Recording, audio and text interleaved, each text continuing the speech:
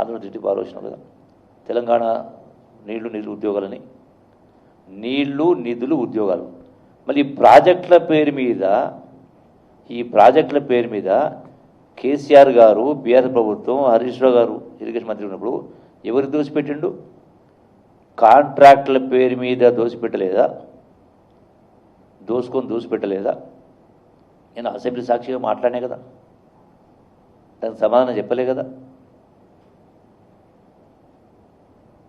అంటే అడ్డగోలిగా ఏదో మాట్లాడినా గొప్పగా మాట్లాడినా సపోర్ట్ కొడుచున్నాడు ఉన్నటువంటి వాళ్ళని కిందంటే ప్రజలు మీకొక్కరికే తెలివితేటలు ఉన్నాయి, ప్రజలకు లేదనుకుంటే పొరపాటు. ఇవన్నీ నేను చెప్పిన దానిలో ఒక్క అక్షరం కానీ ఒక అంకె కానీ అబద్ధం ఉంటే నేను ఎక్కడికైనా దీని మీద చర్చిస్తాను.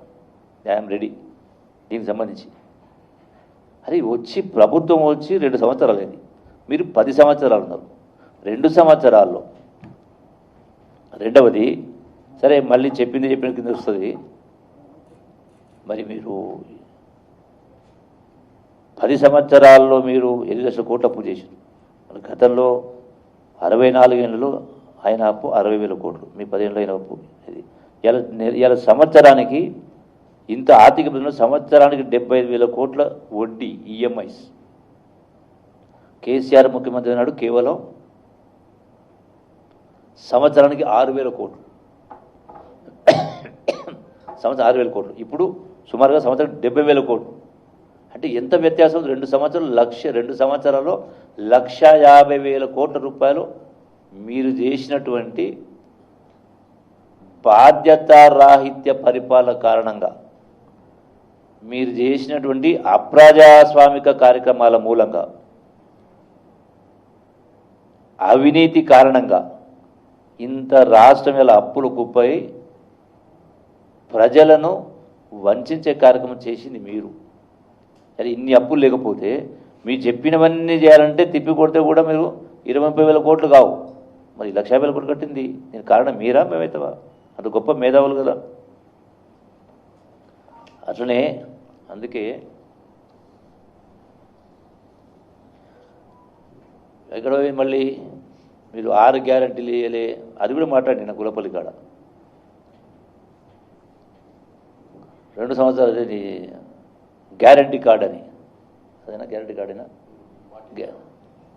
బాకీ కార్డ్ అని. ఈ మా బాకీ కార్డు 2 సంవత్సరాలది, మీ బాకీ కార్డు 10 సంవత్సరాలది. 8 లక్షల కోట్ల అప్పు చేసి కూడా 10 సంవత్సరాల కింద మీరు చెప్పినటువంటివి చేయనివి చాలా ఉన్నాయి కదా. ఈ రోజున ఒకటి అడుగుతా, అంత గొప్పగా నేను చేసిన అంటున్నాడు కానీ ఒకటి, గౌరవ హరీష్ రావు గారు మాజీ ఇరిగేషన్ శాఖ మంత్రులు, కల్వకుర్తి ప్రాజెక్టులో 3 ప్యాకేజెస్ ఉన్నాయి, 3-4 ఉన్నాయి. దాంట్లో ప్యాకేజ్ 29 1,60,000 ఎకరాలు. ఆనాడు ఈనాడు ఉన్నాం MP Khammam contractor, BRS party పార్లమెంట్లో ఫ్లోర్ లీడర్ అనుకుంటా ఆ రోజున నామా. మరి వాళ్ళ కంపెనీకి సంబంధించినటువంటి 1,65,000 ఎకరాల కెనాలు 10 సంవత్సరాల పాటు పూర్తి చేయకపోతే నీవు ఎన్నిసార్లు ఎక్స్టెన్షన్ ఇచ్చినావు? 30 సార్లు ఎక్స్టెన్షన్ ఇచ్చిండు. నీకు గుడ్డు పోయిందా? రాష్ట్రం కానీ దేశం కానీ చేసేవాళ్ళు లేరా? ఇప్పటికి పూర్తి కాలేదు. ఇప్పటికి 1,60,000 ఎకరాలు 1,00,000 ఎకరాలకు నీళ్ళు వస్తుంది. ఇంకా 60,000 ఎకరాలు నీళ్ళు రావాలా? ల్యాండ్ ఎక్విజిషన్ కాలే. మేము సమర్థంగా చేసినాం అంటే మరి ఎవరెత్తుకపోయి సమర్థంగా చేస్తే? అందుకే రెండవది గట్టు లిఫ్ట్ అని హెలికాప్టర్ పోయి నేను కూడా ఉన్నా ఆ రోజు కేసీఆర్ బడి గట్టు కాడ దిగి 20 టీమ్స్ చేస్తాను. 20 టీమ్స్ కాదు కనీసం చేస్తాడు. ఆ రోజు ప్రామిస్ చేసిండు, కొబ్బరికాయ కొట్టినాడు. ఒక్క టీఎంసీ చేసిండ్రా 10 సంవత్సరాల్లో? మేము గొప్పగా మళ్ళా ఉద్ధరించినాం అనేటువంటి కార్యక్రమం చెప్తూ ఉంటారు. అందుకే ఇక రకరకాల మాట్లాడు, పోలీస్ కేసులు పెట్టినని. నేనే బాధితుని. రాష్ట్రంలో ఎన్ని చోట్ల ఎంతమంది పైన అక్రమ కేసులు పెట్టి హరాస్మెంట్ చేసిన సందర్భాలు మర్చిపోయినావా? ఆయన ఇప్పటి కూడా ఎవరిని కూడా మిమ్మల్ని అరెస్ట్ చేయలే కదా, ఎన్నో ఉంటాయి కదా. అంటే ఆ కక్ష సాధింపు కార్యక్రమాలు ఈ ప్రభుత్వం చేస్తలేదు, జరగలేదు.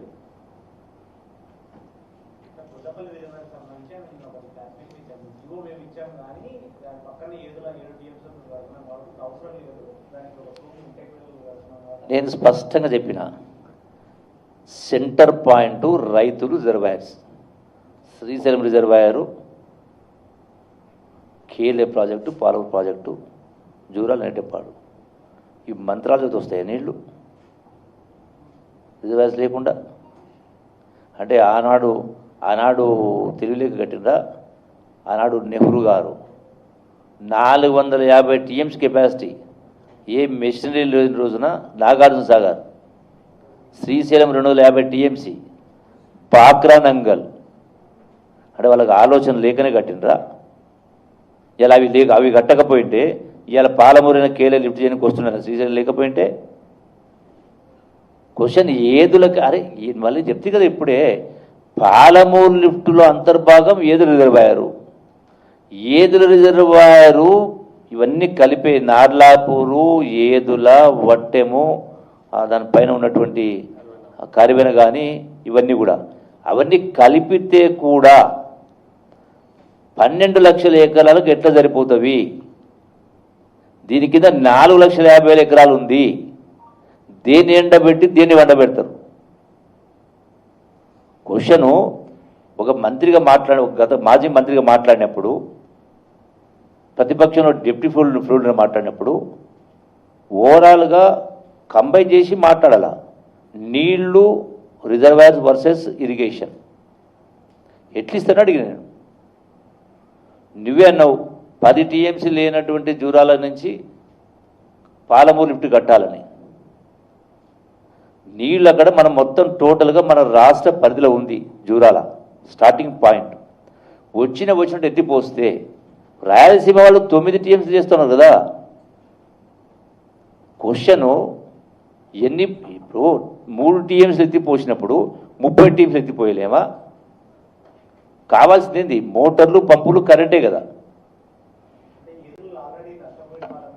అరే క్వశ్చన్ మళ్ళీ నష్టపోయిన వాళ్ళు శ్రీశైలం నష్టపోయినరు, నాగార్జున నష్టపోయినరు, నార్లాపు నష్టపోయినరు, మా కాన్స్టిట్యూన్సీలో కలవకుర్తి ప్రాజెక్టు నష్టపోయినరు, పాలమూరులో నష్టపోయినరు, ఈవెన్ మిషన్ భగీరథలు నష్టపోయినరు. క్వశ్చను నష్టపోయేది